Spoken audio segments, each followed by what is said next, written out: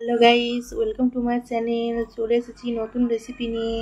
আপনারা সবাই কেমন আছেন? আমি তো খুব ভালো আছি বন্ধুরা। দেখুন, এই খই নিয়ে চলে এসেছি। আজকে আমাদের বাড়িতে খইয়ের মুরগি হবে। তার জন্য দেখুন, এই বাজার থেকে খই কিনে নিয়ে এলাম। আর এখানে গুড় আছে, গুড় কিনে নিয়ে এসেছি। আর এদিকে গ্যাসেতে একটা কড়া বসিয়েছি। গ্যাসটা এবার জেলে দেবো বন্ধুরা। কড়াটা একটু গরম হয়ে গেলে আমাদের যে গুড় আছে গুড়টা দিয়ে দেব। কড়াটা গরম হয়ে গেছে বন্ধুরা, আমাদের কিনে আনা বাজার থেকে গুড়টা দিয়ে দেব কড়ার ভিতর। দেখুন, এটা দিয়ে দিলাম। এবার নিজে হতে এটা হালকা হালকা করে আঁচেতে গলবে, একটু ভালো করে গলুক।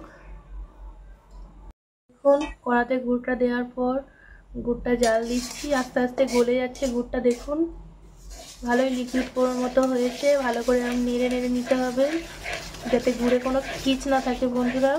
এইভাবে ভালো করে নেড়ে ছেড়ে নিচ্ছি যাতে গুড়টা যে কোনো জায়গায় যাতে ডালা পাকিয়ে না থাকে। ভালো করে নেড়ে নেড়ে এর ডালাটা ভেঙে নিচ্ছি। দেখুন, অনেকটা লিকুইড হয়ে গেছে, আর এখন তো পুরোই লিকুইড হয়ে গেছে। এটাকে আমরা ভালো করে ফোটাবো বন্ধুরা।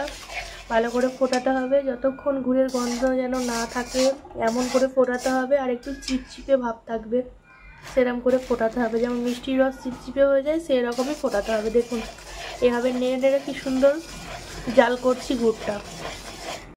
কত সুন্দর গুড়টা ফুটছে, আর গুড়ের একটা খুব সুন্দর মিষ্টি স্মেল আসছে।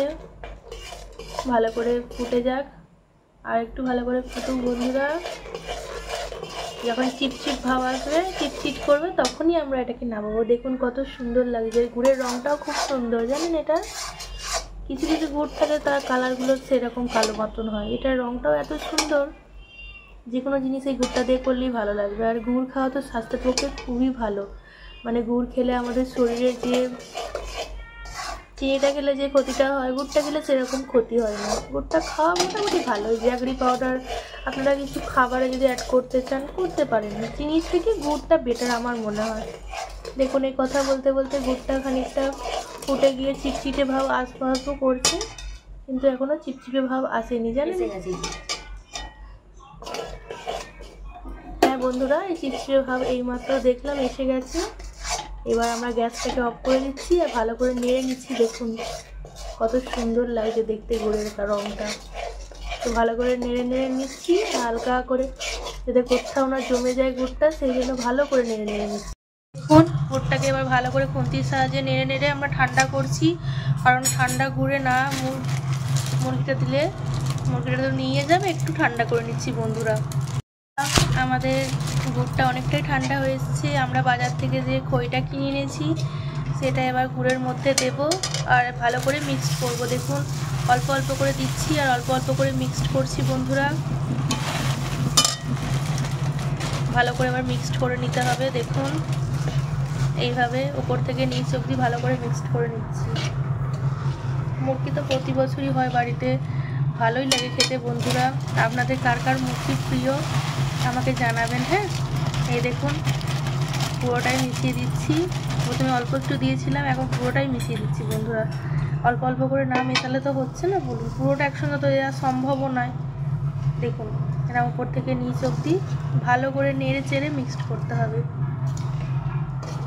যে কোনো জিনিসই বাড়ির তৈরি খাওয়াই ভালো। হ্যাঁ, দোকানেরটা খাওয়া ভালো নয় কেন? দোকানেরটা খাওয়া ভালো, কিন্তু বাড়ির তৈরির মতো জিনিস দোকানে অবশ্যই পাবেন না আপনারা। তাই জন্য বাড়িতে একবার ট্রাই করে দেখবেন। আমার এই রেসিপিটা দেখার পর দেখবেন ভালোই রেজাল্ট আসবে। ভালো করে নেড়ে নিচ্ছি বন্ধুরা। দেখুন, আমাদের মিক্সড করা কমপ্লিট হয়ে গেছে গুড়ের সাথে খইগুলো। আমাদের খইয়ের মুরগি তৈরি হয়ে গেছে। আমাদের রেসিপিটি আপনাদের কেমন লাগলো অবশ্যই জানাবেন। আর বাড়ির তৈরি মুরগির কালার অত ভালো আসে না বন্ধুরা, যেহেতু আমরা বাইরের মতো ওটা কালার ফুড কালার বা কিছু ইউজ করিনি, তাই জন্য একটু হালকা কালারই এসেছে।